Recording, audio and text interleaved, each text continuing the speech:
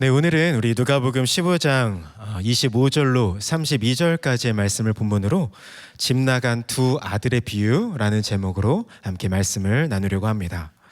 오늘 우리가 읽은 이 본문 말씀은 사실 대부분 잘 아시는 말씀이죠. 특히 이 말씀은 돌아온 탕자의 비유라는 제목으로 익히 알려져 있고 우리가 많이 은혜 받아왔던 그런 말씀입니다. 그런데 사실 오늘 본문에 등장하는 집 나간 아들은 한 사람이 아니라 두 사람입니다. 제가 괜히 뭔가 신선해 보이려고 새로워 보이려고 과장해서 지어낸 이야기가 아니고요. 본문 말씀을 찬찬히 묵상해 나가다 보면 그렇구나. 이 본문에 등장하는 집 나간 아들이 한 사람이 아니라 두 사람이라는 사실을 우리가 발견하게 됩니다. 한 사람은 어떤 사람이었을까요? 둘째 아들입니다. 둘째 아들은 우리가 잘 아시는 대로 정말로 그 몸이 아버지를 멀리 떠났던 사람이죠. 또 그리고 가산을 다 탕진했던 사람입니다. 둘째 아들은 이렇게 몸이 떠났던 사람이라고 한다면요, 첫째 아들도 사실은 집 나간 사람이었습니다. 첫째 아들은 늘 몸으로는 아버지와 함께 있었죠. 하지만 마음이 멀리 집을 떠나 있었던, 그리고 끝끝내는 아버지의 잔치에 이 첫째 아들이 들어왔는지 안 들어왔는지도 모를 만큼 결국에 밖에 있었던 사람으로 묘사되는 사람이 이 첫째 아들입니다. 오늘 본문 말씀을 우리 본격적으로 묵상하기 전에 이 본문이 어떤 배경에서 쓰여졌는지 한번 그 문맥부터 같이 보면서 시작하실까요? 우리 함께 누가복음 15장 1절과 2절 말씀을 보시겠습니다. 제가 먼저 1절 말씀을 읽고요, 우리 2절 말씀을 함께 읽겠습니다. 모든 세리와 죄인들이 말씀을 들으러 가까이 나오니 바리새인과 서기관들이 수군거려 이르되 이 사람이 죄인을 영접하고 음식을 같이 먹는다 하더라. 아멘. 우리가 이 말씀을 보시면 예수님의 생애의 모습을 우리가 한번 생각해 보면 좋을 것 같은데요. 예수님께서 이 지상 사역을 하시는 동안에 늘 예수님을 따라다니던 꼬리표가 있었습니다. 어떤 꼬리표가 따라다녔죠? 누구의 친구로다? 죄인과 세리의 친구로다. 이런 꼬리표가 늘 따라다녔습니다. 지금 오늘 이 본문 말씀에 보시니까요, 1절도 정확하게 이런 상황이었네요. 모든 세리와 죄인들이 말씀을 들으러 예수님께 가까이 모여들었던 사람입니다. 그렇게 모여 있었던 상황이었죠. 근데 그 모습을 보면서 서기관인과 바리새인들이 이렇게 수군거리는 거예요. 이건 좀 아니지 않아? 이 죄인들이 이렇게 찾아왔는데 죄인과 겸상을 한다? 이건 좀 아니지 않아? 이렇게 수근수근 거리면서 또다시 예수님이 죄인과 세리의 친구다, 이렇게 비방하던 상황이었습니다. 바로 이렇게 모여있는 사람들에게 예수님께서 이어서 계속해서 주시는 말씀이 누가복음에 어떤 말씀 등장하죠? 처음으로는 잃어버린 양의 비유. 우리의 들은 99마리의 양보다 한 마리에 돌아온 그 양이 돌아올 때 하나님 더 기뻐하신다, 이 이야기를 하시고, 또 어떤 이야기를 하시죠? 잃어버린 드라크마의 비유. 그리고 계속해서 이어지는 말씀이 오늘 이야기에 등장하는 돌아온 탕자의 비유, 이렇게 이어집니다. 자, 그럼 우리가 한번 이 상황을 생각해 보실까요? 예수님의 지금 누가복음 15장 말씀에 주된 청중이 누구입니까? 누구들라고 하신 말씀이죠? 이 이야기는 바리새인과 서기관들, 그 사람들이 주된 청중이었습니다. 죄인들이 하나님 앞에 돌아오고 있는데 죄인들이 회복되는 것 때문에 기뻐하지 못하고 수군거리면서 비방하고 손가락질하던 이 서기관과 바리새인들, 이 사람들을 가리켜서 예수님이 전하신 말씀이라는 거죠. 우리가 이 사실을 염두에 두면서 오늘 본문 말씀을 계속해서 묵상해 나아갔으면 좋겠습니다. 먼저 우리 큰아들의 이야기부터 좀 깊게 묵상을 해보시고요, 그 다음에 작은 아들과 또 아버지의 모습까지 한번 살펴보았으면 좋겠습니다. 먼저 누가복음 15장 25절 말씀을 함께 읽어보실까요? 25절입니다. 함께 읽겠습니다. 시작. 맏아들은 밭에 있다가 돌아와 집에 가까이 왔을 때에 풍악과 춤추는 소리를 듣고, 말씀해 보니까 지금 맏아들이 어디에 있다가 돌아오는 상황이라고 했나요? 네, 밭에 있다가 돌아오는 상황이었죠. 힘들게 하루 종일 땡볕에 가서 일을 하고 지금은 고단한 몸을 이끌고 퇴근하는 상황이었습니다. 근데 집에 가까이 오니까 집에 잔치가 난 거죠. 풍악과 흥겨운 춤추는 소리가 들린 겁니다. 우리 계속해서 26절과 27절입니다. 시작. 한 종을 불러 이 무슨 일인가 물으되 대답하되 당신의 동생이 돌아왔음에 당신의 아버지가 건강한 그를 다시 맞아들이게 됨으로 인하여 살찐 송아지를 잡았나이다 하니. 아멘. 자, 여기 말씀해 보시면요, 여기에 아주 중요한 표현이 한 가지 등장을 합니다.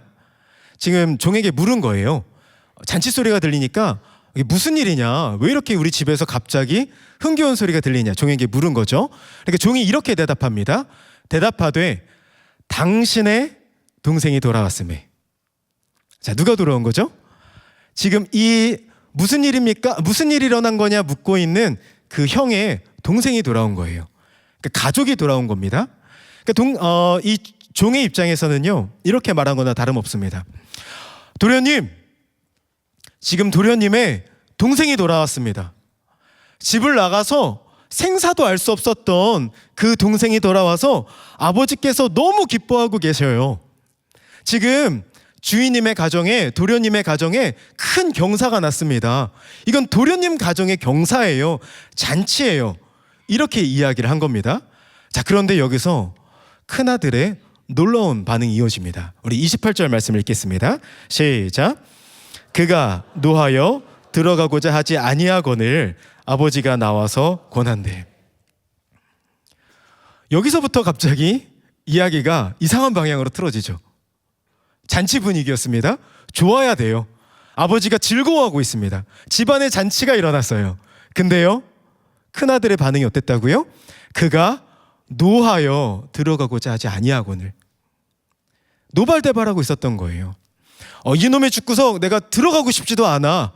아주 화가 잔뜩 나서 아버지가 나와서 들어가자 권해도 듣지 않는 그런 상황이 된 겁니다. 그럼 큰아들이 왜 이렇게 화가 났었을까요? 잔치 분위기인데 왜 큰아들만 이렇게 화가 났을까요? 우리 한번 그 이유는 한번 들어볼까요? 자, 우리 계속해서 29절과 30절 말씀입니다. 함께 읽겠습니다. 시작. 아버지께 대답하여 이르되 내가 여러 해 아버지를 섬겨 명을 어김이 없거늘 내게는 염소 새끼라도 주어 나와 내 벗으로 즐기게 하신 일이 없더니 아버지의 살림을 창녀들과 함께 삼켜버린 이 아들이 돌아오매 이를 위하여 살찐 송아지를 잡으셨나이다. 아멘. 자, 지금 이 부분, 이 말씀이요, 오늘 본문을 이해하는데 너무너무 중요하기 때문에요, 조금 자세히 살펴보려고 하는데요, 이 부분을 먼저 이 구절의 원어의 그 맛을 살려서 번역하면 이렇게 됩니다. 혹시 화면을 좀 띄워주시겠습니까? 네, 이렇게 이야기가 됩니다. 이보세요. 하지만 그는 아버지께 말대답했다. 이보세요. 나는 수년 동안 당신에게 종노릇했습니다. 당신의 명령을 그냥 지나친 법이 없었죠. 그런데 나한테 당신은 염소 새끼 하나라도 줘서 내 친구들과 즐기게 한 적이 없었어요. 그런데 당신의 가산을 창녀들과 집어삼킨 당신의 이 아들이 오니까 그를 위해서는 살찐 송아지를 잡으셨어요. 화면을 자세히 한번 보실까요? 계속해서 반복되는 단어가 있습니다. 어떤 표현이 반복되어서 등장하고 있나요? 당신. 네, 누구에게 이야기하고 있는 상황이죠? 아버지. 이 말씀을 보면요, 우리가 물론 이렇게 생각할 수 있습니다. 우리나라에서는 아버지한테 당신이라고 말하면 큰일 나는 상황이죠. 근데 뭐 다른 나라에서는 뭐 2인칭 이렇게 혹격이 발달된 나라에서는 뭐 유라고 말한다고 해도 크게 문제되는 것이 없을 수도 있습니다. 자, 그러면 오늘 본문의 이 뉘앙스가 어떤 뉘앙스였는지, 자, 우리 계속해서 한번 살펴보실까요? 아까 그 화면을 좀 띄워주시면 좋겠습니다. 네, 이 화면을 계속해서 띄워놓고요. 이번에는 우리 가지고 계신 우리 성경과 비교해 보면서 이 본문 말씀을 한번 보았으면 좋겠습니다. 자, 먼저 가지고 계신 성경책에서 12절 말씀을 주목해 보셨으면 좋겠습니다. 이 부분 제가 읽겠습니다. 그 둘째가 아버지에게 말하되 아버지여 재산 중에서 내게 돌아올 분깃을 내게 주소서 하는지라. 자, 여기 12절 말씀에 가지고 계신 성경책에 보시면 뭐라고 되어 있죠? 이 둘째가 아버지를 향해서 부릅니다. 아버지여 이렇게 부르죠. 또 계속해서 21절 말씀도 보시겠습니다. 여기도 둘째 아들입니다. 아들이 이르되 둘째 아들이 이제 돌아왔을 때 이렇게 이야기합니다. 아버지, 내가 하늘과 아버지께 죄를 지었사오니 이렇게 시작합니다. 자, 헬라어 문법에서 이 파테르, 아버지, 이 한 번 부르는 게 부르지 않는 것과 엄청난 차이가 있다고 합니다. 자, 일단 한번 아버지라고 불렀어요. 자, 그 다음에는 뭐 시스 소이세, 우리말로 한다면 당신, 당신이 뭐 당신을, 당신에게, 당신의 이런 2인칭 이야기가 나와도 그 다음부터는 전부 다 이런 표현을 아버지라고 번역해도 괜찮습니다. 왜요? 아버지라고 한번 불렀으니까요. 아버지라고 한번 불렀기 때문에 그 다음에 등장하는 당신, 당신 이렇게 되는 말은요, 전부 다 아버지라고 이해하고 번역하는 게 맞는데요. 자, 오늘 본문 말씀 보실까요? 다시 아까 그 자막 띄워주시면 좋겠습니다. 자, 하지만 그는 아버지께 말대답했다. 이 장면이 큰아들의 첫 번째 대사입니다. 이전에는요, 종에게 무슨 일이 있었냐라고 묻는 장면은 있었어요. 하지만 대사로는 이 장면이 첫 번째 대사입니다. 어떻게 시작하죠? 이보세요. 아버지라고 시작하지 않죠. 이 부분을 원어로 보시게 되면요, 우리말 성경에는 번역이 되지 않았습니다. 근데 성경 원어로 보시게 되면 이두라고 시작합니다. 이 말은요, 보세요, 들어보세요, 이것 보세요 이런 뜻입니다. 그러니까 큰아들은 아버지에게 이렇게 이야기하고 있는 거예요. 이보세요. 아버지라고도 부르지 않고 이보세요. 계속해서 나는 수년 동안 당신에게 종노릇했습니다. 자, 이 말씀도요, 우리 가지고 계신 성경 29절 말씀을 보시면요, 이렇게 되어 있습니다. 아버지께 대답하여 이르되 내가 여러 해 아버지를 섬겨라고 되어 있을 거예요. 그렇죠? 아버지를 섬겼다. 자, 그런데 이 부분도 일반적으로 우리가 부모님을 섬겼다, 부모님을 공경했다 이런 표현을 할 때는요, 성경에서 티마오라는 단어를 씁니다. 이 부분에서 큰아들이 아버지에게 항변하는 장면에서는요, 티마오, 내가 아버지를 공경했습니다, 아버지 말에 순종했습니다 이런 의미가 아니었고요, 둘리오라는 말을 씁니다. 이 말은 정확하게 종노릇했다라는 뜻입니다. 그러니까 큰아들 입장에서 아버지와 자기의 관계가 어땠던 거예요? 아버지가 사장님 같았던 겁니다. 이보세요, 내가 당신에게 수년 동안 종노릇했습니다. 자, 이렇게 이야기를 했다는 거죠. 우리 계속해서 아까 그 화면을 좀 띄워주시면 좋겠습니다. 자, 그 뒤에 장면을 보겠습니다. 자, 여기 30절에도 보시면요, 우리가 가지고 있는 성경으로는요, 아버지의 살림을 창녀들과 함께 삼켜버린 이 아들이 돌아오매 이렇게 되어 있을 거예요. 근데 이 부분도 사실 원어의 의미를 살려본다면 이렇게 되어 있습니다. 당신의 이 아들이 돌아왔습니다. 아까 중은 무엇이라고 이야기했죠? 지금 도련님의 동생이 돌아왔어요 라고 이야기를 했는데요, 도리어 큰아들은 당신의 아들이 돌아왔습니다, 사장님의 아들이 돌아왔습니다, 마치 이런 것처럼 이야기하고 있다는 거죠. 자, 그러면 이 장면을 한번 생각해 볼까요? 이 장면, 지금 잃어버렸던 동생이 돌아왔습니다, 잃어버렸던 둘째 아들이 돌아왔습니다, 집안에 잔치가 벌어졌습니다, 너무나도 흥겨운 상황이었습니다. 그런데 이 아버지의 기쁨에 참여하지 못하고 있는 사람은 누구입니까? 큰아들입니다. 지금 이 아버지의 가족 공동체, 가족의 잔치가 벌어졌죠? 이 가족으로 받아들이지 못하고 있고, 마치 사장님과의 종의 관계처럼 당신의 아들이라고 말하면서 이 가족에 하나 되지 못하고 있는 사람이 누구입니까? 큰아들이죠. 끝내 이 집에도 들어가지 않고 집 밖에 서서 아버지가 들어가자 말해도 노발대발하고 있고 집에 들어가지 않고 있는, 집을 나간 사람이 누구입니까? 큰아들입니다. 이 모습을 보시면요, 이 큰아들이 마침내 돌아왔는지는 이 본문이 정리해주지 않고 끝납니다. 자, 그런데 이 이야기의 주된 청중이 누구였다고요? 서기관과 바리새인들. 예수님께서는 이 이야기를 통해서 말씀하고 계신 겁니다. 지금 하나님의 잃어버린 가족이 돌아오고 있는데 기뻐하지 못하고 있는 그 큰아들이 바로 너희다. 너희가 바로 그 집을 나가버린 큰아들이다. 이렇게 하고 이야기하고 있다는 거죠. 저는 오늘 이 본문 말씀을 가만히 묵상하면서 큰아들의 특징 3가지를 좀 꼽아볼 수 있었습니다. 자, 첫 번째로는요, 큰아들은 자기 자신에게 집중했다는 겁니다. 네, 자막이 혹시 준비되었을까요? 네, 준비된 모습 그대로 띄우시면 좋겠습니다. 네, 큰아들의 3가지 특징은요, 큰아들은 자기 자신에게만 집중했습니다. 우리가 이 모습을 어떻게 알 수 있죠? 큰아들은요, 전혀 아버지의 마음도 알지 못했고 전혀 그 동생에게도 관심조차 없었습니다. 우리가 이 둘째 아들이 아버지께 돌아오시는 그 장면을 연상해 보면요, 큰아들이 얼마나 아버지께 무관심했는지, 자기밖에 몰랐는지 잘 알 수 있습니다. 그 둘째 아들이 세파에 찌들어서 아주 몰골을 하고 돌아왔죠.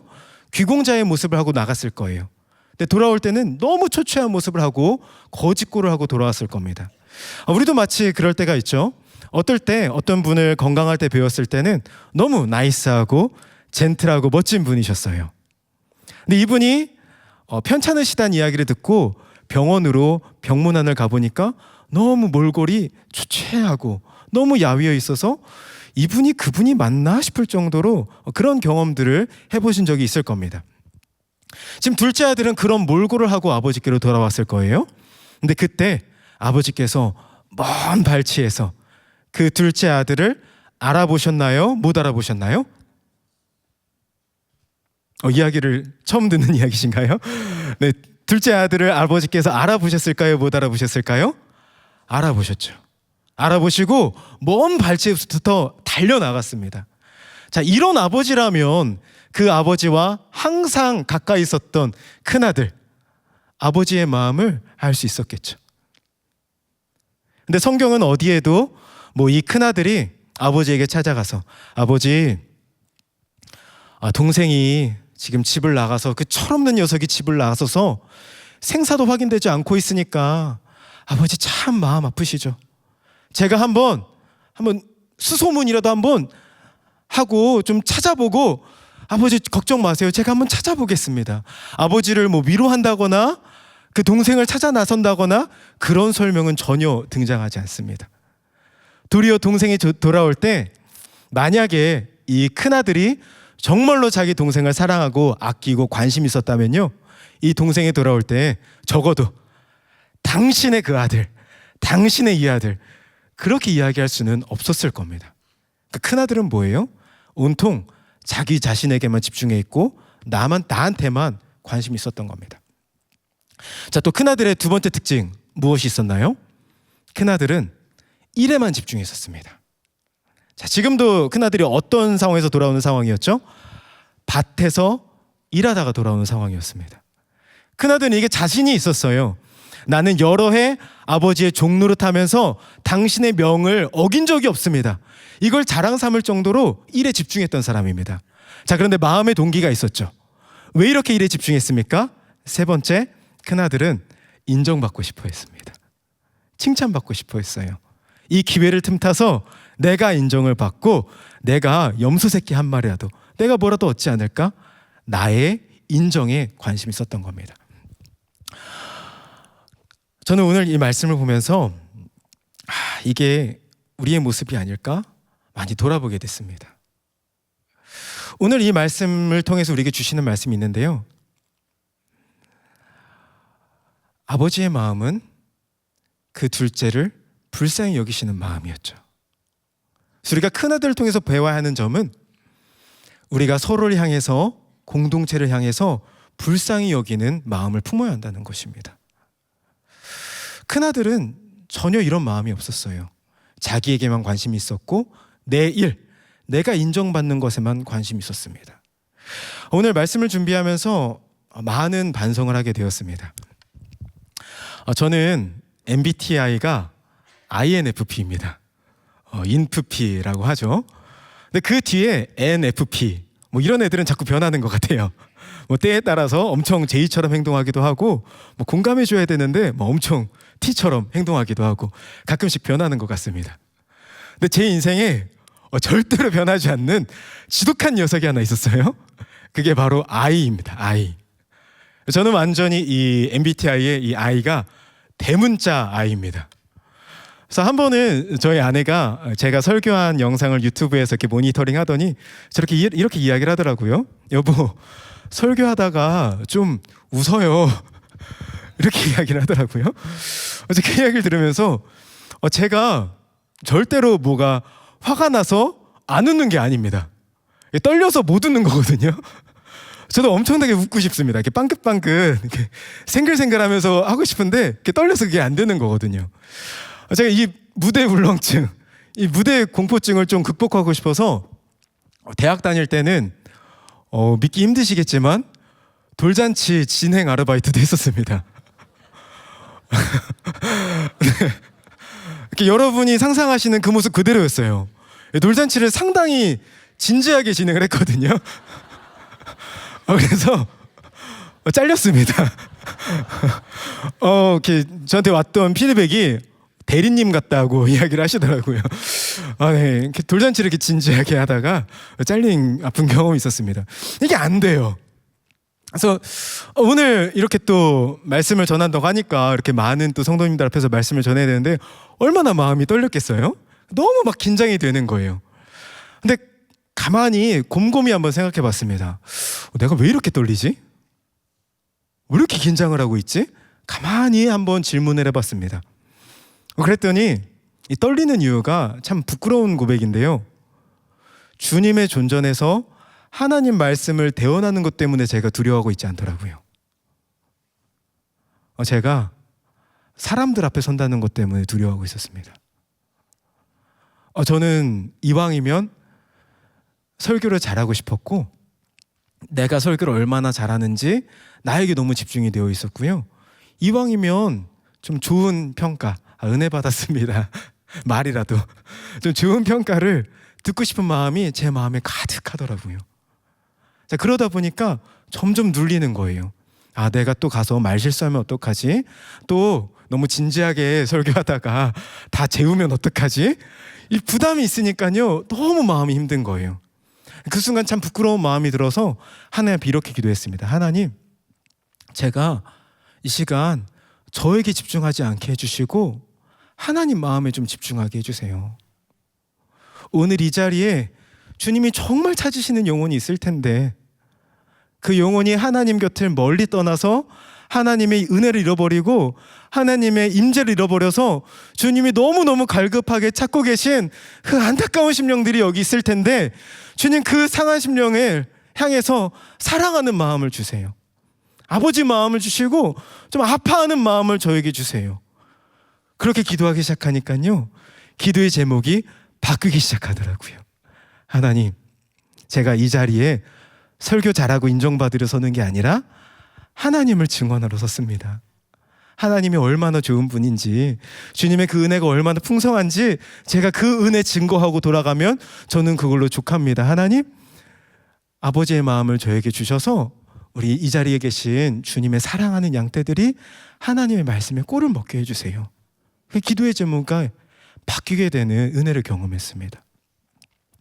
여러분, 우리가 이렇게 금요철야까지 나와서 말씀을 들으실 정도면 제가 상상이 돼요.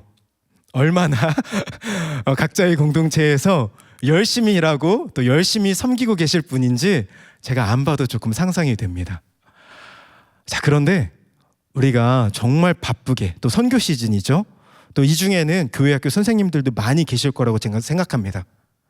사역 시즌입니다. 여름 사역 시즌이에요.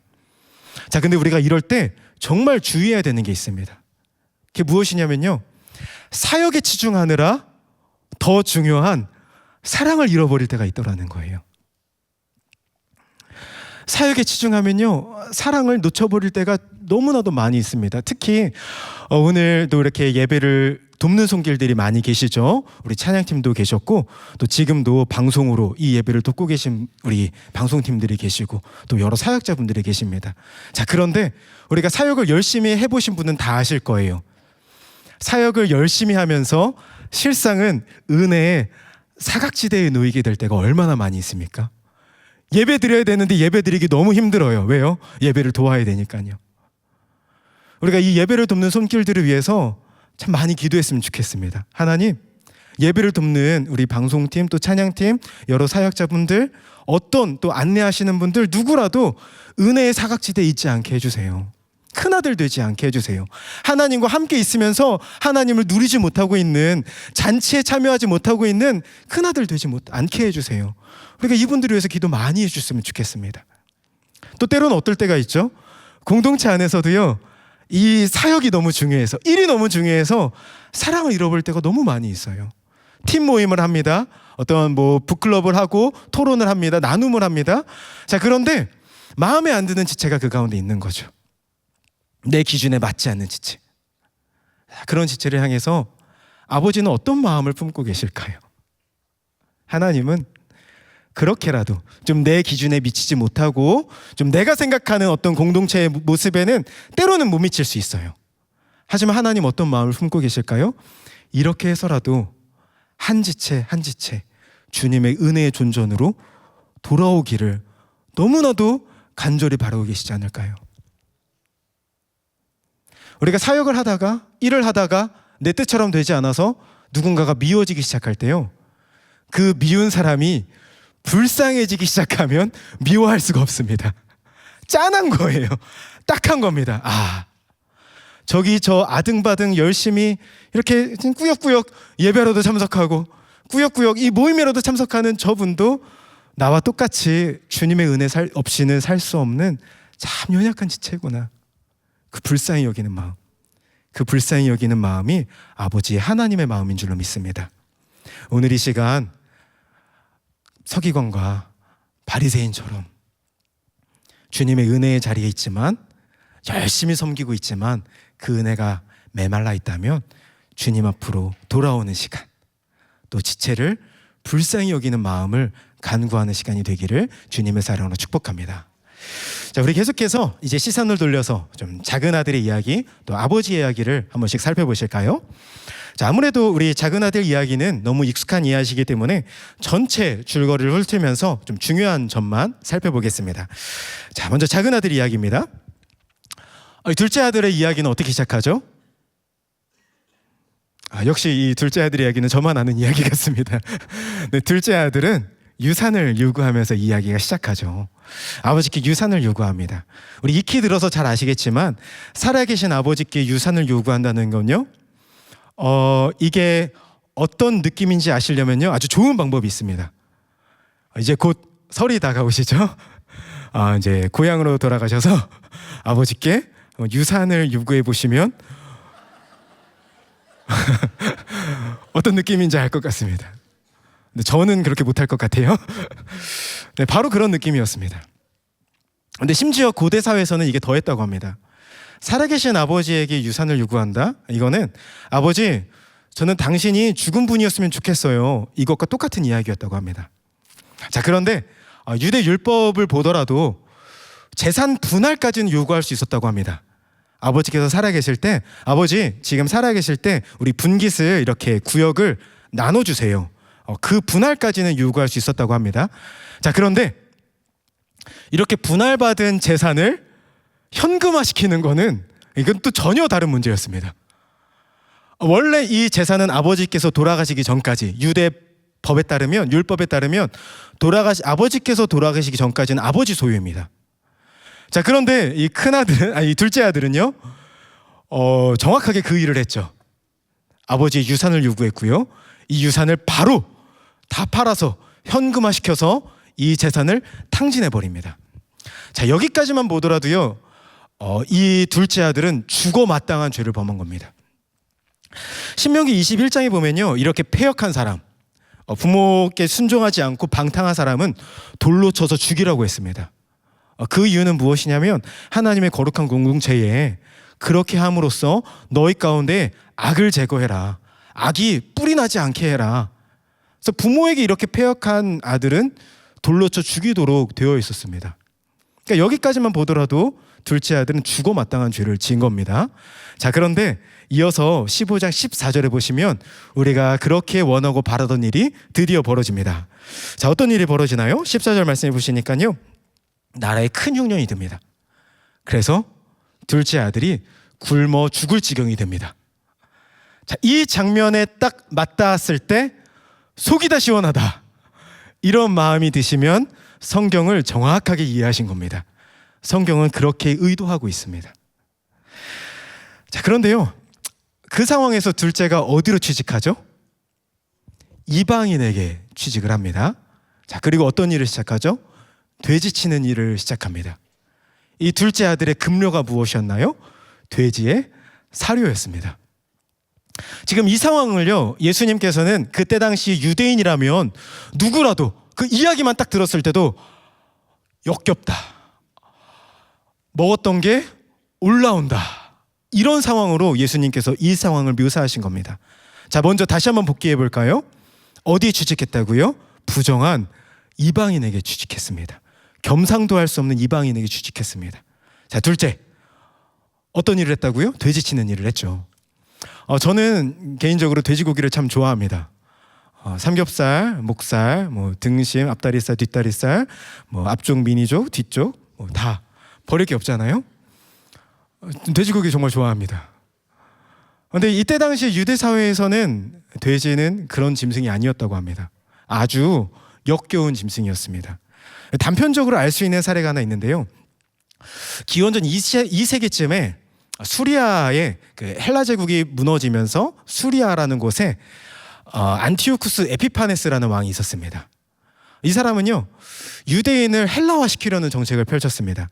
그래서 제일 악랄하게 했던 짓이 어떤 짓이었냐면 유대인의 성전 제사를 말살시키려고 했습니다. 그래서 예루살렘 성전으로 쳐들어갔습니다. 그래서 그 예루살렘 성전에 제우스의 신상을 세웁니다.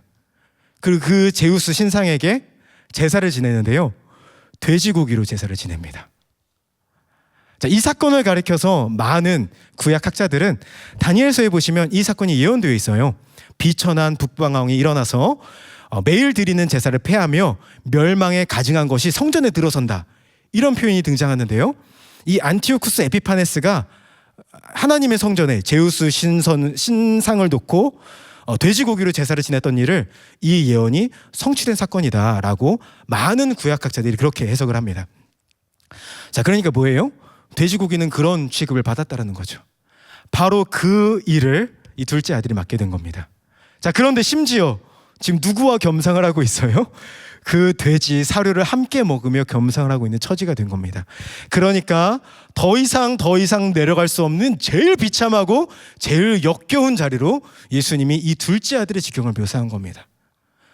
여러분, 예수님은 절대로 이 둘째 아들의 죄를 미화하지 않으셨습니다. 우리는 너무 빠르게 이 둘째 아들의 회개를 미화하는 실수를 범해서는 안 됩니다. 여러분, 이 둘째 아들이 아버지께로 돌아가죠? 아버지께로 돌아가는 주된 이유가 무엇이었습니까? 우리 17절 한번 보실까요? 너무 중요한 장면이기 때문에 17절 말씀을 함께 읽겠습니다. 함께 읽겠습니다. 시작. 이에 스스로 돌이켜 이르되 내 아버지에게는 양식이 풍족한 품꾼이 얼마나 많은가? 나는 여기서 줄여 죽는구나. 자, 여기를 보실까요? 둘째 아들이 내가 돌아가야겠다, 이 생각을 품은 건요, 다른 게 아니라 진짜 죽을 것 같아서 그 생각을 품은 겁니다. 아버지께 뭔가 내가 너무 배은망덕한 일을 저질렀어. 내가 하나님께 또 아버지께 큰 죄를 저질렀어. 내가 뉘우쳐야겠어. 그건 적어도 18절 가서 나오는 이야기고요. 17절, 마음의 첫 동기는 그렇지 않았습니다. 정말로 이 둘째 아들은 여기다가는 죽을 것 같아서 너무 비참해서 돌아간 겁니다. 자, 그래서 여기 이 본문이 우리에게 주신 너무 강력한 메시지가 있습니다. 그것은 무엇이냐면요, 처절하게 돌아오라는 것입니다. 처절하게 돌아오라. 여러분, 우리가 참 많이 실수하게 되는 것이 있는 것 같습니다. 어떤 실수를 하게 되냐면요, 우리가 하나님 옆에 어떻게 회개하게 되냐면요, 보통은, 많은 경우는 그래도 내 평소의 삶이 그나마 괜찮을 때, 그나마 조금 떳떳하고 뭔가 조금 그래도 괜찮은 일들이 많았지만 또 실수도 했을 때, 그럴 때 회개하게 되는 경우들이 많이 있는 것 같습니다. 자, 그런데요, 정말로 어떤 사람이 비참한 상태에 빠졌어요. 정말 누가 들어도 그건 너무했다, 이거 누구에게 이야기 됐다가는 너무 부끄럽다, 나 스스로도 이런 내가 너무 징그럽고 이런 내가 너무 혐오스럽고 이런 내가 너무 가증스러워서 감히 나 같은 사람이 어떻게 하나님 옆에 다시 나아가? 이런 사람은 하나님도 나를 다시 돌아보지 않을 거야. 나는 하나님 앞에 그동안 결단도 진짜 많이 했고 정말 회개도 많이 했고 눈물도 많이 흘렸는데 또 이 지경이잖아? 사람이 그 지경이 되면요, 주님 앞에 돌아올 용기를 잃어버리는 실수를 참 많이 하는 것 같습니다. 하지만 그렇지 않습니다. 그 상태가 너무 비참하기 때문에 누구에게도 이 상태를 털어놓을 수 없고, 이렇게 있다가는 정말 안 되겠다, 내가 더 이상 이 죄에 빠져 있다가는 내 인생이 처참하고 비참해서 안 되겠다, 그럴 때 처절하게 우리가 돌아가야 한다는 거죠. 어떤 책에서 이런 글귀를 보았습니다. 우리는 생각보다 형편없는 존재입니다. 우리를 위해서 예수 그리스도께서 오셔야 했을 만큼요. 하지만 우리는 생각보다 소중한 존재입니다. 우리를 위해서 예수 그리스도가 오셔야 했을 만큼요. 저는 이 글귀를 보면서 너무 큰 은혜를 받았습니다. 어떤 죄의 수렁에 빠져 계십니까? 나에게 실망하셨습니까? 하지만 너무 그렇게 실망하실 필요 없습니다. 그게 우리입니다. 그렇게 비참한 게 우리입니다. 그래서 예수님이 오신 겁니다. 오늘 이 둘째 아들의 모습에, 이 비참한 모습이 꼭 나의 모습을 그리는 것 같다면, 죄의 무게에 짓눌려서 염치가 없어서 주님께 고개를 들 수 없을 것 같은 그 모습이 나의 모습을 묘사하는 것 같다면, 이 시간 주님의 은혜로 돌아오시기를 간곡히 부탁드립니다. 주님은 이런 우리를 향하여서 저 먼 발치에서 맨발을 밟고 나와 끌어안으실 줄로 믿습니다. 자, 우리 마지막으로 이제 아버지의 이야기입니다. 우리 아버지의 이야기는 설교 중간중간 또 여러 차례 언급했기 때문에 간략하게 좀 특징만 살펴보려고 하는데요. 아버지의 특징 첫 번째는, 아버지는 편애하지 않으셨다는 겁니다. 자막을 좀 띄워주시면 감사하겠습니다. 네, 아버지는 편애하지 않으셨습니다. 여러분, 우리가 아버지의 모습을 볼 때 많이 오해하는 것 중에 하나가 무엇이냐면요, 아버지는 둘째 아들한테만 너무 후하신 거 아니야? 이런 오해를 하시기 쉽습니다. 하지만 그건 정말로 오해입니다. 자, 왜 그러냐면요, 우리 한번 12절 말씀을 보실까요? 우리 12절 말씀 같이 읽겠습니다. 시작. 재산 중에서 내게 돌아올 분깃을 내게 주소서 하는지라 아버지가 그 살림을 각각 나눠 주었더니. 아멘. 자, 여기 보니까 아버지가 그 살림을 어떻게 나눠 주었다고 되어 있나요? 각각. 그렇죠? 둘째 아들에게만 준 게 아닙니다. 각각 나눠 주었습니다. 자, 그리고 유대 율법에 따르면요, 큰 아들은, 장자는 늘 다른 아들의 2배를 갖게 되어 있습니다. 자, 그러니까 지금 큰 아들은 어떤 상황인 거예요? 둘째 아들보다 2배를 더 상속받은 상황입니다. 아버지는 편애하지 않으셨습니다. 그럼 아버지가 둘째 아들만 용서하고 둘째 아들만 마중 나가셨나요? 아닙니다. 큰 아들이 노발대발하면서 종들 보는 앞에서 당신 거리고 있을 때 아버지는 이 큰 아들에게 나가서 들어가자, 우리가 기뻐하는 게 마땅하다. 아버지는 큰 아들도 마중 나가셨어요. 자, 그러면 이 잔치가 둘째만을 위한 잔치였나요? 그게 바로 큰 아들의 오해였죠. 아닙니다.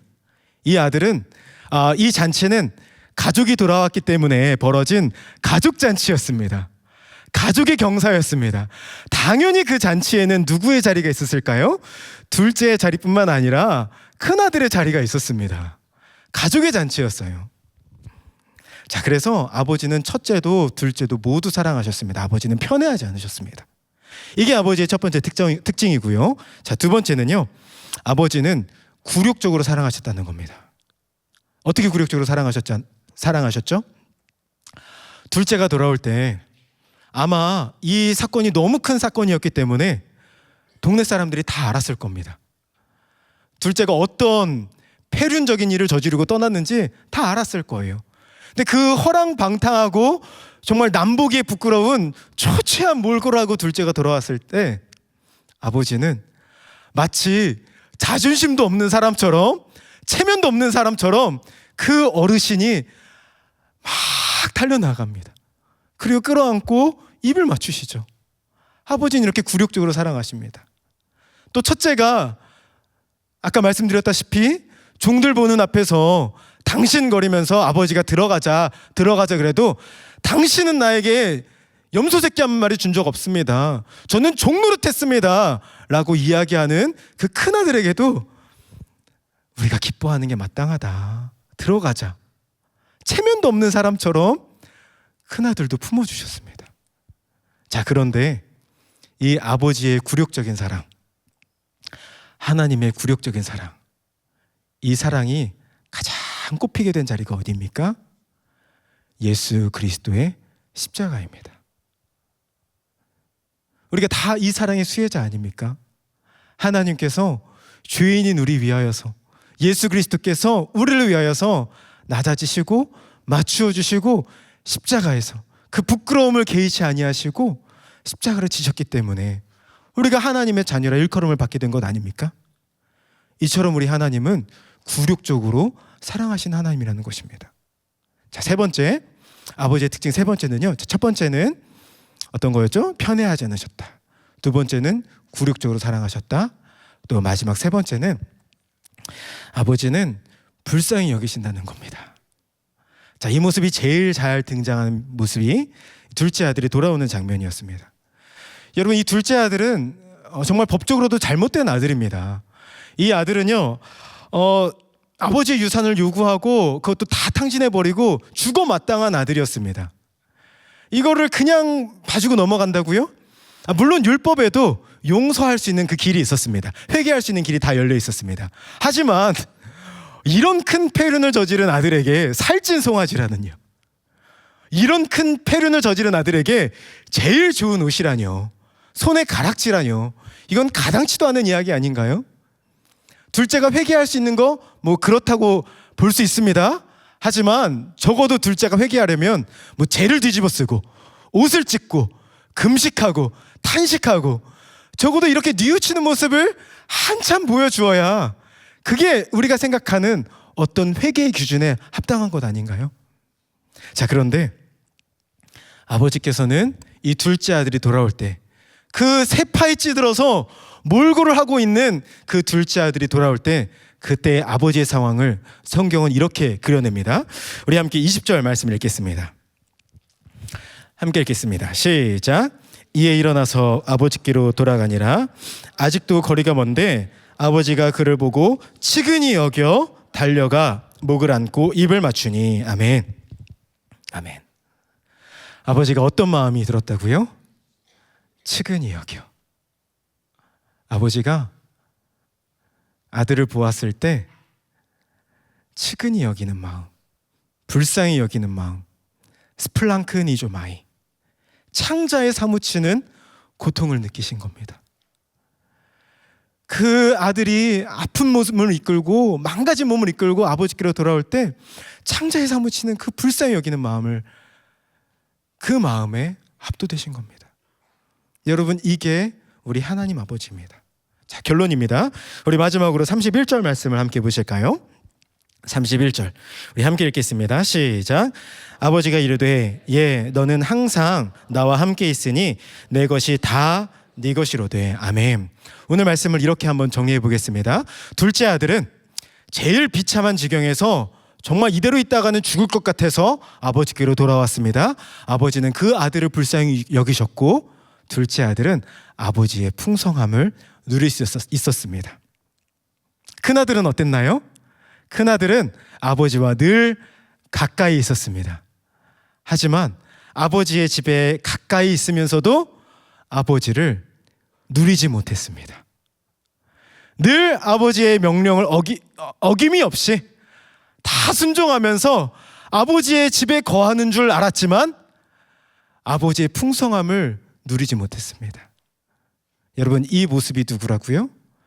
서기관과 바리새인입니다. 자, 그런데 이 모습이 또한 누구의 모습일까요? 바로 이 모습이 저와 여러분의 모습은 아닐까요?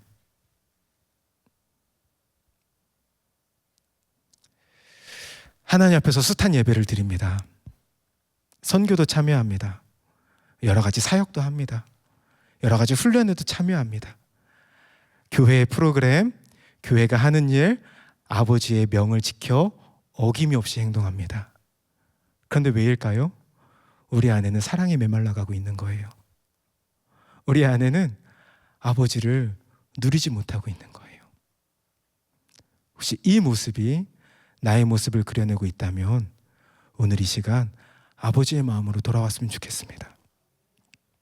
여러분, 우리가 기억해야 될 우리의 중요한 정체성이 있습니다. 선교 시즌이죠. 또 우리가 일상의 선교를 늘 이야기합니다. 우리는 일상으로 부름받은 선교사다. 우리가 늘 이런 이야기를 합니다.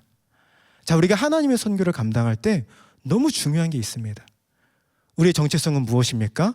하나님의 증인입니다. 어떤 하나님이요? 편애하지 않으신 하나님. 굴욕적으로 사랑하셔서 십자가를 지신 그 예수 그리스도를 보내신 하나님.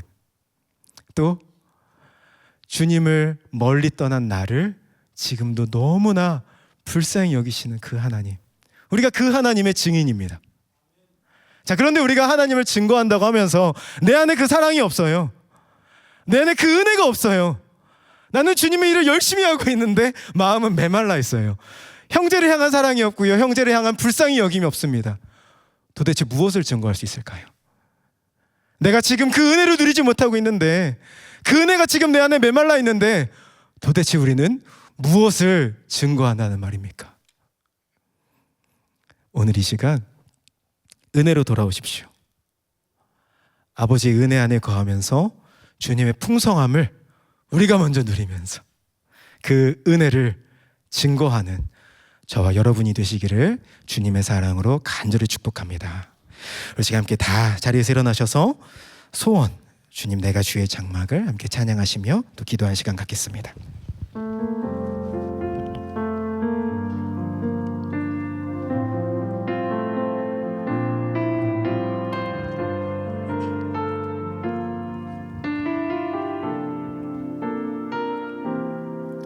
주님 내가 주의 장막을 사모합니다. 오직 주의 임재를 갈망합니다. 주의 집에서의 하루가 다른 곳의 첫날보다 조용히 주 사랑 안에 머물며 사랑 노래합니다. 우리 다시 한번 고백합시다. 주님 내가 주의 장막을 사모합니다. 오직 주의 임재를 갈망합니다. 주의 집에서의 하루가 다른 곳의 첫날보다 조용히 주 사랑 안에 머물며 사랑 노래합니다. 아멘. 우리 마음의 고백을 다하여 찬양합시다. 나의 평생에 단 한 가지 소원, 주의 아름다우심 보며 사랑 노래하는 것, 나의 왕 되신 주님의 얼굴 구하며 주 사랑 안에 머물러 사랑 노래. 다시 한 번만 처음부터 고백하실까요? 주님 내가 주의 장막을 사모합니다. 내가 주의 장막을 사모합니다. 오직 주의 임재를 내가 갈망합니다. 주의 집에서의 하루가 다른 곳의 첫날보다 조용히 주 주 사랑 안에 머물며 사랑 노래합니다. 나의 평생에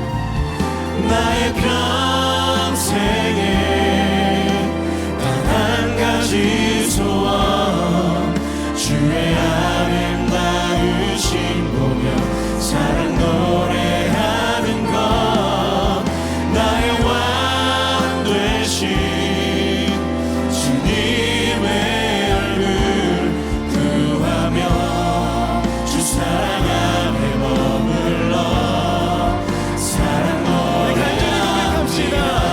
나의 평생에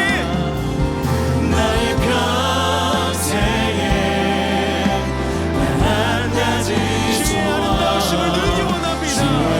아름다우신 그 사랑 노래하게 하여 주시옵소서. 노래하는 것 나의 왕 되신 주님의 얼굴 구하며 주 사랑 안에 머물러 우리 마지막으로 다시 한번 간절히 고백합시다.